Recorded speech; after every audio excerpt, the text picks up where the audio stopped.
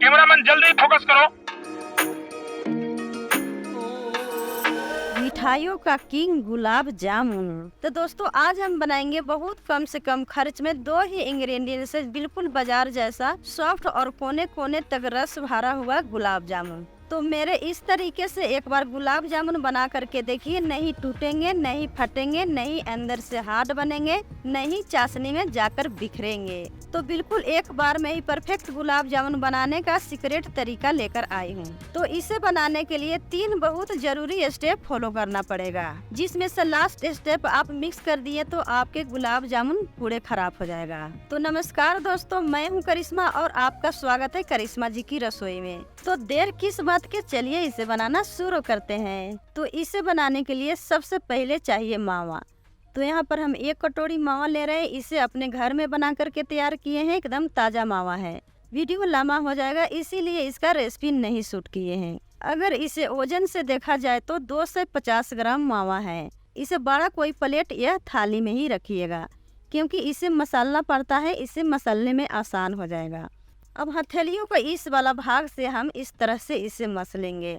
हम इसे जितना मसलेंगे उतना हमारा गुलाब जामुन सॉफ्ट बनेगा और कोने कोने तक रस पहुंचेगा। तो इसे 2 मिनट तक हम इसी तरह से मसलेंगे, क्योंकि इसमें जो दाने दाने हैं वो खत्म हो जाएंगे। तो 2 मिनट हो गया है इसे मसलते हुए। तो इस स्टेप पर हम इसमें मैदा डालेंगे। तो अब हम यहाँ पर 2 चम्मच मैदा डाल देंगे। मैदा डालने से होगा क्या कि इसमें बाइंडिंग भी आ जाएगा, और जब हम गुलाब जामुन बनाकर फ्राई करेंगे तो वो तेल में फटेगा नहीं। मैदा डालने का यही एक फ़ायदा है। मैदा डालने के बाद हम अच्छे से इसे मिक्स कर लेंगे और फिर इसे हम मसलेंगे।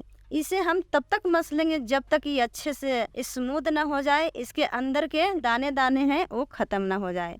तो इसे मसलते हुए कम से कम 5 मिनट हो गया है। तो इस स्टेप पर हम चुटकी से 2 चुटकी बेकिंग सोडा डाल देंगे। आप चाहे तो इस स्टेप पर बेकिंग पाउडर डाल सकते हैं, और साथ ही फ्लेवर के लिए थोड़ी सी इलायची पाउडर डाल देंगे। अगर आपको इलायची का फ्लेवर पसंद नहीं है तो इसे स्किप कर दीजिए। इन सारी चीज़ें डाल देने के बाद फिर से हम इसे 1 मिनट इस तरह से मसल लेंगे। तो कुछ मीठा खाने के लिए थोड़ा मेहनत तो करना पड़ेगा ना। तो ये अच्छे से मसल करके तैयार हो गया है। तो थोड़ा सा हम बैटर लेके इस तरह से तोड़ के देखेंगे तो इसके अंदर तक हमें जाली दिखाई देगा। तो ये गुलाब जामुन बनने के लिए परफेक्ट है।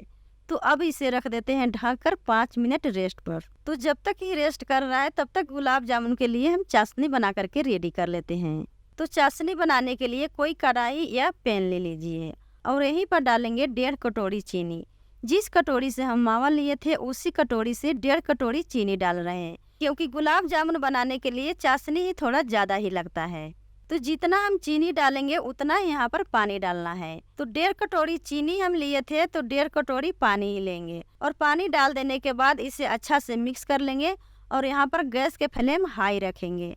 हाई फ्लेम पर इसमें 1 उबाल आने देंगे। तो गुलाब जामुन बनाने के लिए जो 3 स्टेप है उसमें से पहला स्टेप हमने देख ही लिया कि जब गुलाब जामुन बनाने के लिए जब हम मावा को मसलते हैं तो उसे 5 से 6 मिनट अच्छे से मसलना पड़ता है। हम जितना उसे मसल करके बनाएंगे उतना हमारा गुलाब जामुन अच्छा बनेगा। और दूसरा जो स्टेप है वो चाशनी में आएगा। तो इसे हम उतना ही पकाएंगे जैसे हम अंगुलियों से इसे इस तरह से चेक करेंगे तो हमारे अंगुलियों के बीच में तेल जैसे चिपचिप होना चाहिए। इसे हम 1 या 2 तार के नहीं बनाएंगे। तो दूसरा स्टेप गुलाब जामुन बनाने का यही है। तो यहाँ पर बैटर को 5 मिनट रेस्ट करते हुए हो गया है। तो चलिए इसे एक बार और मसल लेते हैं। तो इसे मसलने के बाद ये अच्छे से स्मूथ हो गया है। तो चलिए अब इसे छोटे छोटे बॉल बना लेते हैं।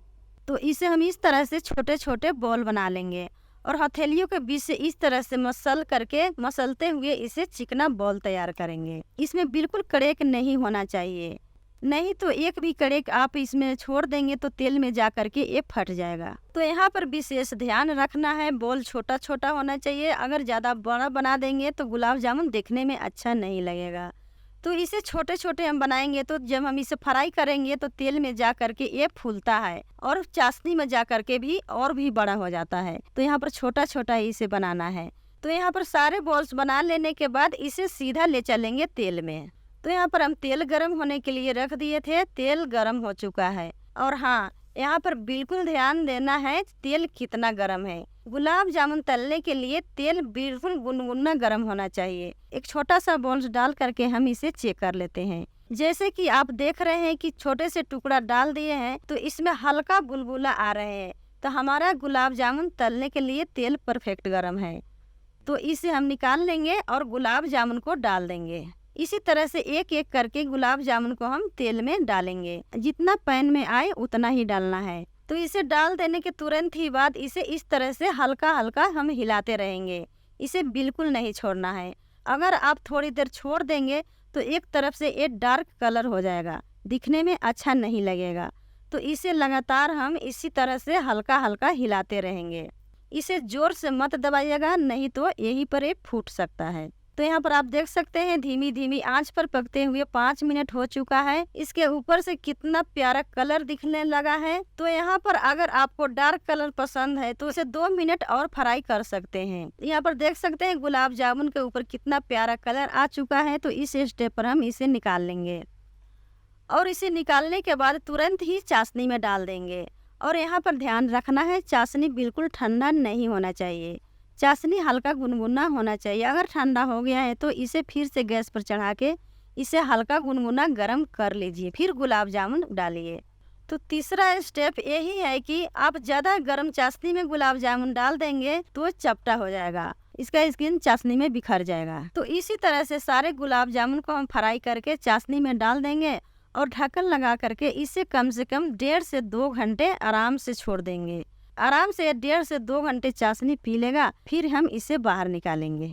तो चलिए 1.5 घंटे बाद इसे चेक करते हैं। तो यहाँ पर आप देख सकते हैं अच्छे से चाशनी पी लिया है, कितना प्यारा लग रहा है दिखने में। इसके अंदर तक कोने कोने तक चाशनी भरा हुआ है। तो चलिए यहाँ पर एक गुलाब जामुन को काट करके दिखाती हूँ। तो ये देखिए इनके अंदर तक कितना चाशनी भरा हुआ है। इस तरह के सॉफ्ट और मुलायम कोने कोने तक रस भरा हुआ गुलाब जामुन शायद आपको बाजार में भी ना मिले। तो इस रक्षाबंधन के अवसर पर मेरे कहने पर एक बार जरूर ट्राई कीजिए और कैसा बना कमेंट में मुझे जरूर बताइए।